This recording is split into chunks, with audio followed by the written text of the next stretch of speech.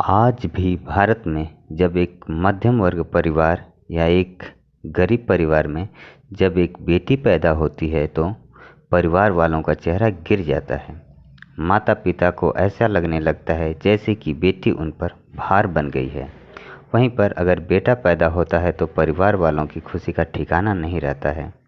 बेटी पैदा हुई कि नहीं, माता पिता को उसकी शादी की चिंता सताने लगती है। बेटी की शादी के लिए बैंक में पैसे फिक्स कर दिए जाते हैं। जब तक बेटी शादी के लायक होती है तब तक पैसे कई गुना ज़्यादा हो जाते हैं। कुछ माता पिता तो दहेज देने के लिए कर्ज भी लेते हैं। शादी के लिए कर्ज लिया जाता है और कम से कम 2 से 3 लाख रुपए शादी में खर्च करते हैं माता पिता।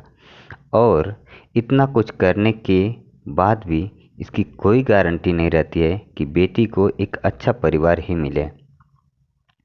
माता पिता भी बेटी की शादी जल्दी करके अपना कर्तव्य से पीछा छुड़ाना चाहते हैं और इसके लिए वह कहीं भी बेटी की शादी करने को मजबूर रहते हैं। मैं उन माता पिता और भाइयों से कहना चाहता हूं कि जितना पैसा शादी में खर्च करते हैं उसका अगर आधा भी पैसा बेटी की शिक्षा पर खर्च करते तो बेटी आत्मनिर्भर बनती और अपने जीवन के फैसले वो खुद ले सकती।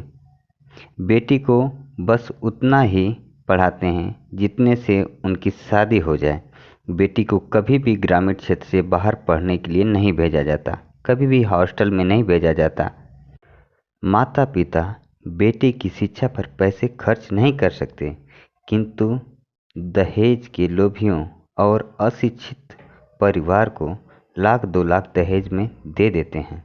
यही पैसे अगर बेटी को पढ़ाई में लगाते तो बेटियां शिक्षित होती और लड़कों से भी आगे निकल जाती।